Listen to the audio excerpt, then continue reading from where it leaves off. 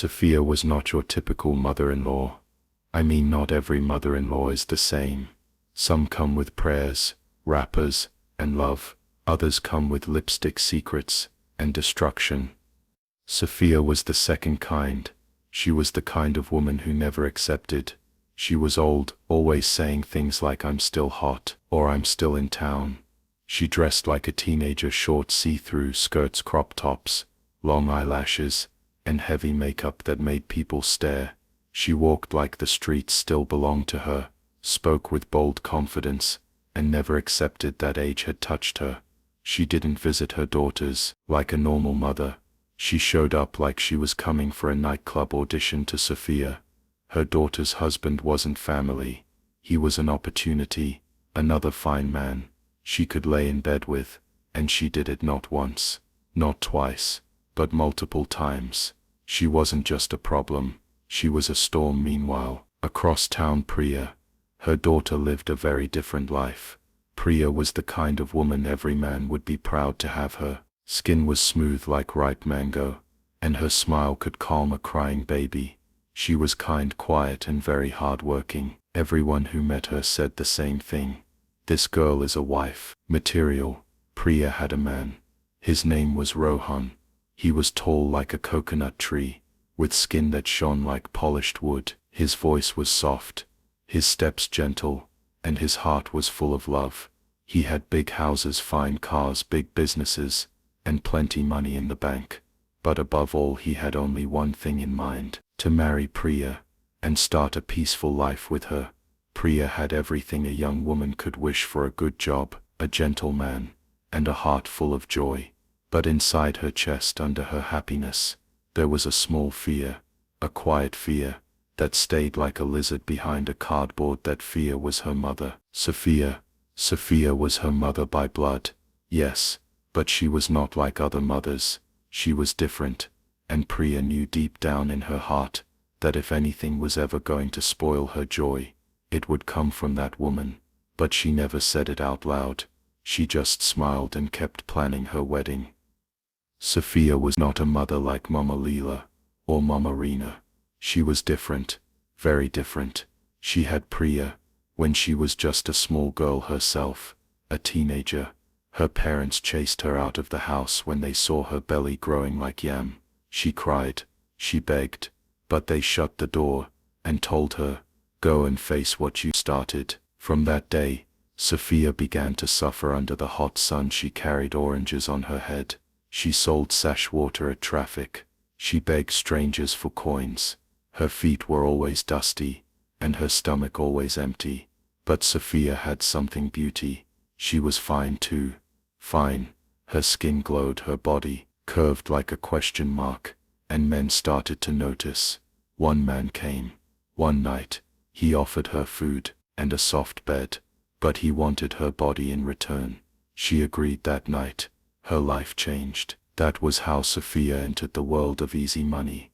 One man today, another man tomorrow. She began to wear short clothes, paint her lips red like tomato, and walk with her chest high like a peacock.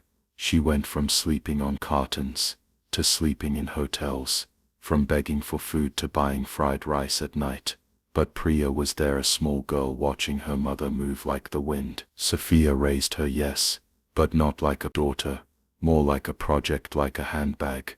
She didn't hug her, she didn't guide her, she didn't teach her how to be a woman. She only shouted, "Clean the house and look sharp." When Priya became older and started to shine, Sophia would say, "My baby girl, you're becoming sweeter. Just don't forget your mama trained you well." But Priya knew the truth. She trained herself because Sophia was too busy chasing nightclubs and rich men. Her laughter was loud, her dresses were tight, her words were sharp. People whispered behind her back, "Is that woman truly her mother?" And Priya, she just kept quiet, because how do you explain to the world that your mother behaves like your rival? But no matter what, she still loved her, because even thorns still come from flowers. But little did she know, Samir, her first boyfriend, will be her mother, Sophia's first victim. And that's why when the wedding plan started, Priya made one big decision, a decision that would change everything. One quiet afternoon, while Priya and Rohan were drinking cold juice in the parlor, Priya turned and said, "Baby, I want my mom to visit just for a few days before the wedding." Rohan paused his cup, stopped halfway to his mouth. He looked at her with gentle eyes. "Are you sure?" he asked. Priya nodded. "She's my mother. I want her to see where I'll be living just once." Rohan looked down thinking, then he smiled slowly. "Okay, if it makes you happy." Priya clapped like a child. "Thank you, baby." The next day, around in the evening, there was a knock on the door. Priya ran with joy to open it. "Mommy," she shouted, and there she was, Sophia, dressed like someone going for beauty contest. Her jeans were tight, her top was off her shoulders, her lipstick was red like fire, her perfume filled the air before her words came. She hugged Priya tight, laughing.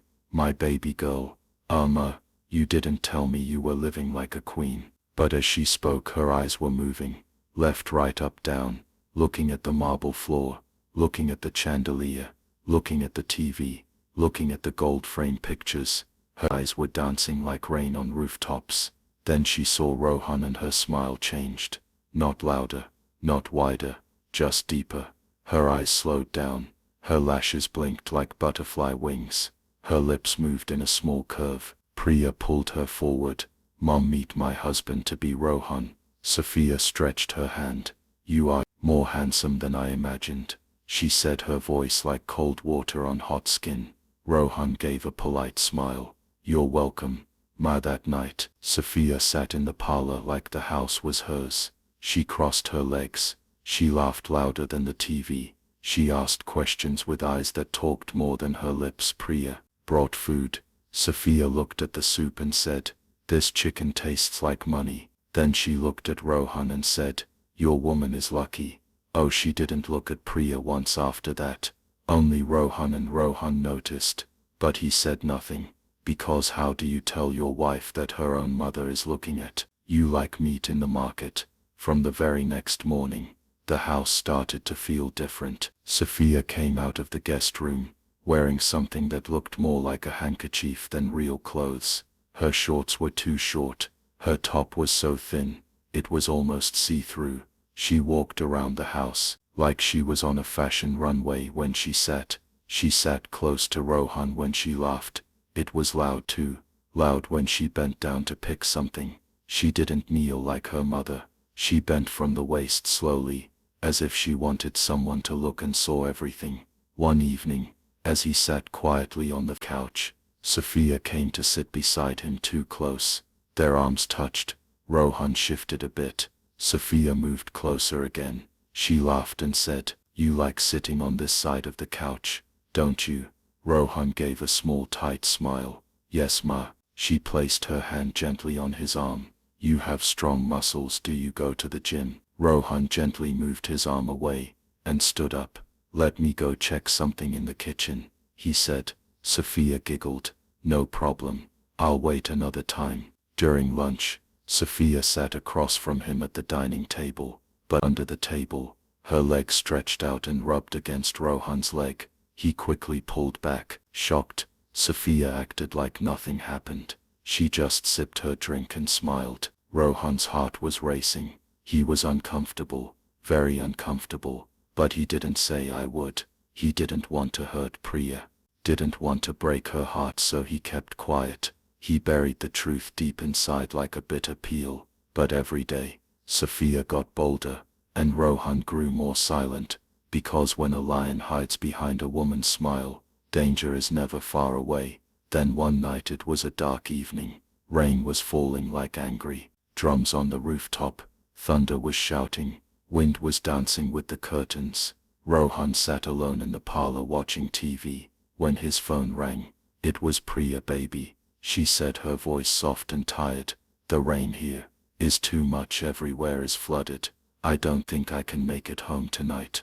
Rohan sighed. "You sure?" "Yes, I'll just sleep at the office. First thing in the morning, I'll come home." Rohan nodded slowly. "All right, be safe. I love you." "I love you too." The call ended, but Sophia had heard everything. She stood by the hallway, quiet like a cat, Her eyes were shining in the dark. She smiled later that night. Rohan smelled something sweet from the kitchen. He walked in and saw Sophia wearing a long red gown that hugged her body like a snake on a tree. She turned and smiled.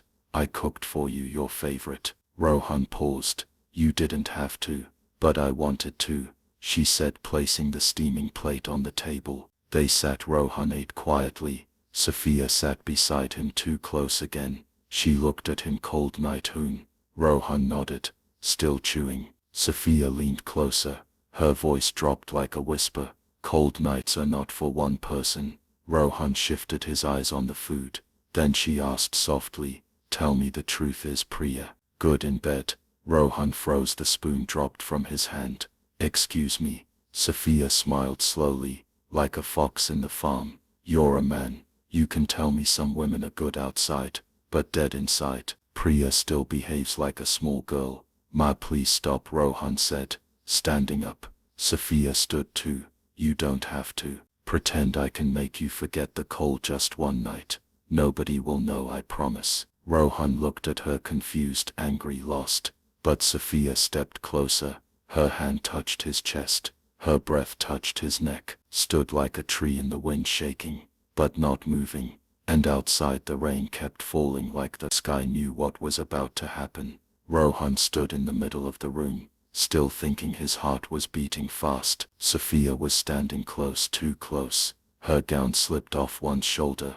Her eyes were soft, her smile sweet. But behind it, danger was hiding. She whispered again, "Just one night. Nobody will know, I won't tell. I swear." Rohan looked away. His chest was rising and falling like troubled sea. But his feet didn't move. His thoughts didn't run. His mouth didn't speak. And slowly he gave in. They entered the room, the bed that was made for him, and Priya became the place for something else. Sophia laughed softly. She touched him like he was hers. And Rohan, with shame in his bones, let it happen. Outside the rain was still falling, but far away. Priya was in a taxi. She had found a ride back home. She wanted to surprise Rohan, even though her clothes were wet.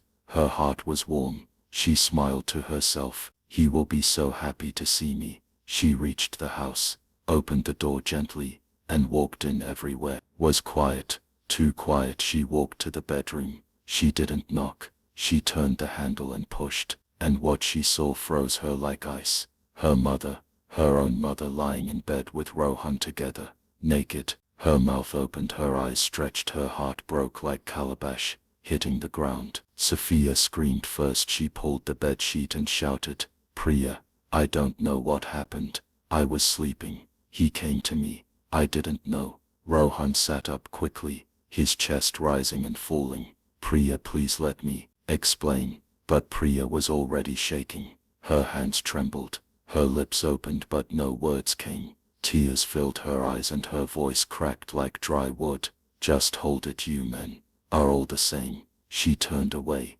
entered the closet and started packing her clothes. Her hands moved fast, but her tears moved faster. Rohan followed her. "It was a mistake. I swear I didn't mean to. It just..." She raised her hand. "Don't talk." Sophia came closer, still acting like the victim. "I told him no. I begged him." Priya looked at both of them. Her own mother, her own fiancé, in the same bed. She zipped her bag. Her voice was low like someone standing in fire. "You'll never see me again." She walked to the door, and left. Her footsteps were heavy. Her heart was bleeding, but she didn't look back. The wedding was cancelled. The cake was never caught. The hole was never opened. The dress was never worn. Love had died that night, and trust was buried beside it. Priya blocked Rohan's number. She deleted all their pictures. She took off her ring and threw it into the gutter. She didn't allow him speak. She didn't want to hear any story. As far as she was concerned, the man she loved slept with her own mother, and that was enough. She packed her things and moved into a small flat across town. The place was quiet.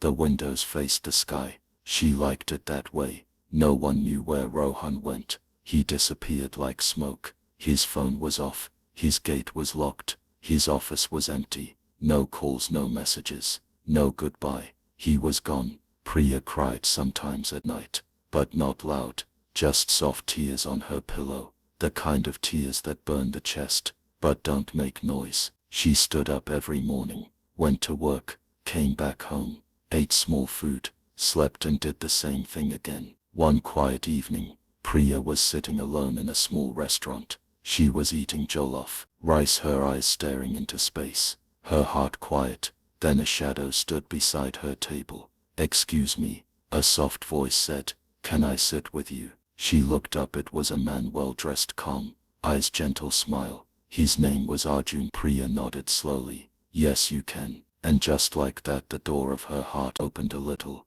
Arjun didn't rush her. He didn't ask too many questions. He didn't try to fix her pain. He just stayed day after day. They talked, they walked, they laughed. Small Arjun would say things like, "You're allowed to be happy again, and pain doesn't mean your story is over." Priya started to smile more. She dressed brighter, she slept better, and after many months, she fell in love again. Arjun was rich, yes, but that wasn't what she loved most. It was his quiet strength, his gentle way of holding her hand like it was glass, his habit of covering her when she fell asleep on the couch, his voice like calm wind after a storm. One Saturday morning, under a big tree, Arjun knelt down. "Will you marry me?" Priya looked at the ring, she looked at his face, and she said, "Yes." They got married in a simple wedding. No noise, no drama, just peace. Priya felt safe again. Her heart started beating normally again.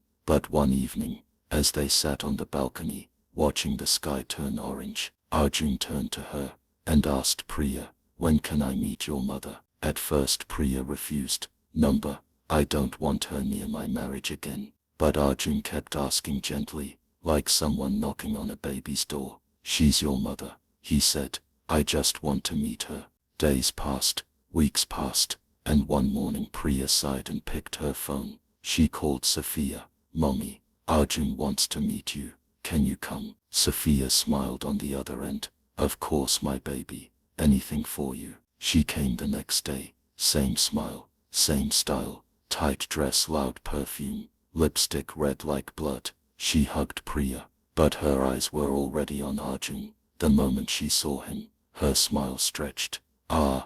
You've done well for yourself," she whispered to Priya later. "This one looks like your type." Sophia acted nice at first, helping with house chores, laughing small, playing mother. But inside her chest something dark was growing. She wanted Arjun. She started cooking his meals. "Eat, my son-in-law," she would say with sugar. In her voice she started complimenting his clothes. "You smell so nice," she said one morning. Then one evening, she walked into the kitchen, where Arjun was washing a cup. She stood behind him, and placed her hand on his shoulder. Arjun turned slowly. Sophia smiled. "You don't have to be shy," whispered. "Do you want a taste of me?" Arjun's heart jumped. He stepped back, removed her hand and walked away without a word. His chest was burning, his eyes wide with shock. The storm he feared had returned, and this time it had come, wearing a mother's face. That night, the house was too quiet. Arjun couldn't sleep. He sat at the edge of the bed, rubbing his palms together. Then he turned to Priya. "Babe, I need to tell you something." Priya sat up slowly. "What is it?" Arjun took a deep breath. "Your mom, she touched me today," she said. "She wants a taste of me." Priya's face changed. "What did you just say?" Arjun nodded. "I'm serious. She came to me." I didn't respond. I left immediately. But Priya's voice rose like thunder. "Are you accusing my mother?" "I'm telling you the truth," Arjun said. Priya stood up. "You think my mother would say such a thing? She suffered for me. She raised me. Please respect yourself, Arjun." Arjun was shocked. "So, you don't believe me?" Before he could say another word, Sophia walked in. She had been listening. She dropped to her knees, her hands shaking, her face full of fake tears. "Priya," she cried, "he touched me when I came out of the bathroom. He told me to bathe with him. I said no. I begged him. He's lying." Priya gasped. "Arjun, is this true?" Arjun's eyes widened. "What? That's not." Sophia cried, louder. "I was just walking out. I didn't even have towel on my chest, and he said I should come inside. He said he won't tell anybody. Priya stood still. Her ears were ringing. Her legs were weak. She looked at her mother, then at Arjun. Her mouth opened, but no words came out. Silence filled the room like smoke. Arjun picked up his bag. He didn't shout. He didn't beg. He just looked at Priya, then looked at Sophia. Then he dropped his wedding ring on the table and walked out of the house door. Slam! Priya fell to the floor, holding her chest. Her breathing was fast. Her eyes were lost. Another man, gone, another home broken, and the same hands behind it. But this time the pain was deeper, because now she didn't know who to believe. After Arjun left, the house became dry. No more laughter, no more morning kisses, no more soft hands holding her at night. Priya stopped smiling. Her eyes looked like rain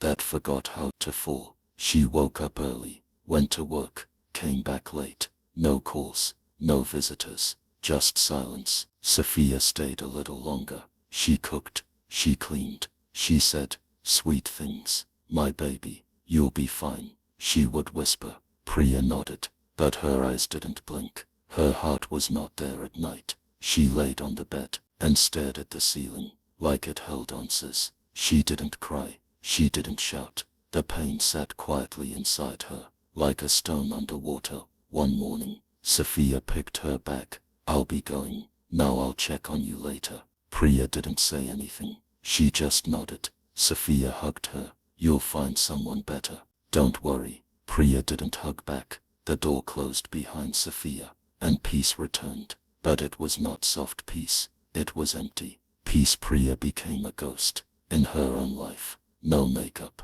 no heels, no music. She worked hard, came home, slept, woke up, repeated. Even her phone stayed silent. She no longer believed in love or people. Not after Rohan, not after Arjun, not after her own mother. Her heart was locked, and she threw the key into a river. And for a long time, nothing changed, until one day in a quiet restaurant, a stranger said softly, "Can I sit with you?" She looked up. A man stood there, not loud, not proud, just calm. His name was Vikram. His smile was gentle. His shirt was clean. His eyes didn't rush. Priya nodded. Yes, and that's how it started. Vikram didn't ask too many questions. He didn't chase her like others did. He spoke slowly, like someone who had no plans to break anything. He brought her books, and her morning texts made her laugh again, little by little, and slowly, her heart opened, like morning flowers. Vikram had everything: a good job, a gentle voice, and a heart full of peace. He treated Priya like she was glass, precious and careful. One evening, while walking hand in hand under the moon, he said softly, "Priya, will you be my wife?" Tears filled her eyes. She nodded. Yes. The wedding was quiet, just like her heart wanted. No crowd, no noise, just peace. Priya looked at herself in the mirror that day, and whispered, "This time I will not lose." But she didn't tell Vikram about Rohan. She didn't tell him about Arjun. And most of all, she didn't tell him about Sophia. She buried the past deep like a secret box under the earth. Months later, Priya got pregnant. Vikram was overjoyed. He kissed her forehead, held her belly, and danced in the kitchen with her. But one evening, while she was resting on the couch, he sat beside her and said gently, "You're carrying our child now. You need somewhere around. Your mother should come stay with you." Priya's smile dropped. Her heart beat fast. She sat up slowly. "No, it's fine. I can manage." Vikram looked at her with concern. "You shouldn't stress yourself. She's your mother." Priya looked away. "She's busy." Vikram frowned a little. "Priya, is there something I should know?" She shook her head quickly. "No, nothing." Vikram felt confused. "Why don't you want her to come? Did something happen?" Priya stayed quiet, but the pressure kept growing like heavy clouds. And one day, she gave in. She picked her phone with shaky fingers and dialed. "Mommy, I'm pregnant." Sophia screamed from the other end. My baby, I'm coming." 3 days later, she arrived. Same red lipstick, same tight clothes, same perfume that filled the whole house like smoke. Priya opened the door. "Welcome, Mom." Sophia, hugged her tight, then her eyes from Vikram. He greeted her warmly, smiling. "Welcome, Mom." Sophia stared at him like a hawk. Her heart danced without music. Tall, calm, handsome beard, trimmed voice, soft. She licked her lips slightly, and smiled. "You chose well, Priya." Priya felt something cold in her chest. A warning. Sophia unpacked her bags and made herself at home. But her eyes never left Vikram. She wanted him again. Sophia moved through the house like smoke, with no shape everywhere. She passed, something felt off. She woke up early to cook, not for Priya, for Vikram. She served him breakfast with too much. "Smile, eat, my son," she said softly, brushing his hand. Vikram forced a thank you, but inside he was not comfortable. Sophia praised his shirts, touched his shoulder. When walking past, laughed at every small thing. He said Priya saw it, but she said nothing. Until one day, Sophia knocked softly on Vikram's door while Priya was asleep. He opened it halfway, confused. "Yes, Mom." She stepped in slowly and whispered, "Priya's pregnant. You can't touch her now for months, but I'm here if you need something." Vikram froze his ears, didn't believe what they heard. "Ma, please don't ever say that again," he said firmly, and shut the door. The next morning, he told Priya. Her eyes widened. "My mother said that." Vikram nodded. "Yes, last night." But instead of shock, Priya's face turned red with anger. "Vikram, please respect yourself," she shouted. "How can you say such a thing about my mother?" Vikram blinked. "I'm telling you what happened. She raised me. She suffered for me. And now you're accusing her." They fought that night. Words flew like stones. Doors slammed. Sophia sat quietly in the living room, listening, smiling to herself. Later that evening, she entered the bedroom, her face full of tears. "Priya," she cried, "your husband, he tried to touch me. He came to my door last night. He told me to follow him to the bathroom. I told him, no, I told him, I'm your mother." Priya's heart shook again. Her mother, or her husband? Two voices, one truth, but she didn't know which one to believe, and the walls of her heart began to crack once more. The house turned cold, not from the weather, but from silence. Priya stopped talking much. Vikram kept his distance. Sophia moved like nothing happened. Vikram avoided her. He left the house early, came home late, ate less, spoke less, but Sophia didn't stop. She wore shorter wrappers. Her tops dropped lower. Her perfume grew stronger. Her eyes followed Vikram like a hunter in the forest. One night, Priya was fast asleep. Pregnancy pills had pulled her deep into sleep. Mouth slightly open, breathing soft. Vikram came home, tired. His shoulders were heavy. His mind was dark. He dropped his bag, removed his shoes, and walked to the kitchen. As he poured water into a glass, he heard the bathroom door creak open. He turned. Sophia stood there half naked, just a towel, no bra, no pant. She bent down slowly to pick something, letting the towel rise. Vikram's throat dried. He blinked and turned away. "Good night, Mom," he said quickly, walking past, but Sophia followed. "Why are you running?"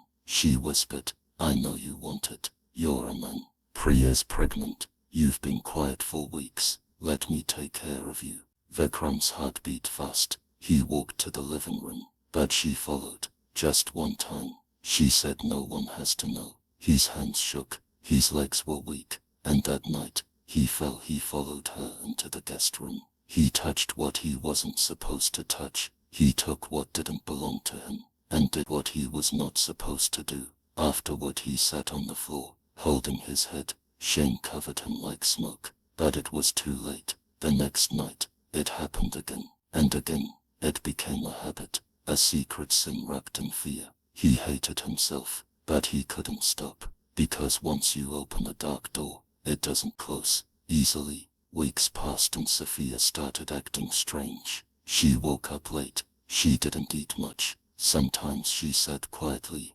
holding her stomach. Sometimes she vomited. After breakfast, Priya noticed. "Mommy, are you okay?" she asked one morning. Sophia forced a small smile. "Just tired. Maybe it's malaria." Priya didn't agree. "Let's go to the hospital." Sophia said no, but Priya insisted. They went. The doctor ran tests, blood scan, urine. Then he came back holding a small paper in his hand. He gave it to Priya. She opened it slowly. Her eyes stopped at one line. Pregnancy test positive. Estimated 8 weeks. Priya's hands shook. She looked up at the doctor. Pregnant, she whispered. Yes, he said gently. Priya turned to her mother. Silence, her voice rose. Mommy, whose pregnancy is this? Sophia looked down. Priya took a step closer. Her voice cracked. Mommy, who got you pregnant? Sophia raised her eyes slowly. Her lips open. Vikram. The world broke. Priya staggered back. Her hand grabbed a chair. Her knees bent. She fell to the floor, holding her stomach, crying from somewhere deep, where words don't reach. Her own mother. Her own husband again. The doctor rushed to her. Nurses came running, but no injection could stop that kind of pain. No drip could calm that kind of storm. Priya didn't scream. She didn't shout. She just cried quietly, like a child left in the rain. And Sophia sat beside her saying nothing. Because what can you say when shame is louder than truth? The next morning, Vikram woke up. The house was too quiet. He checked the kitchen. Empty. Checked the bedroom. Empty. Checked the closet. Empty. Priya was gone. No note. No message. No goodbye. Just silence. He searched everywhere. Called her friends. Called her office. Nothing.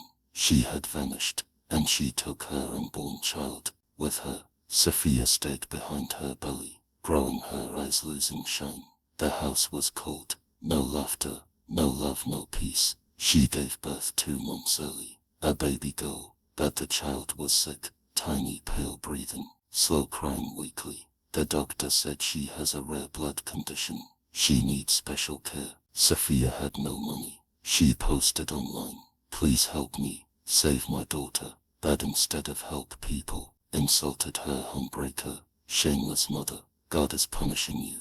No one came. No hand reached out. And 3 months later, the baby died. Sophia sat on the floor of her small apartment holding the baby's clothes, rocking back and forth, whispering songs to a ghost. Her eyes were empty. Her heart was gone. She went mad. People said they saw her talking to walls, sleeping outside, holding a dog like it was a real child. One rainy evening, a hospital sent a message. Sophia was dead. Stroke. She died on a metal bed. No visitor, no family, no picture on the wall, just one paper beside her that said, Priya, forgive me. Priya saw the message. She didn't cry. She just sat in her small new home, holding her baby boy. His name was Zion.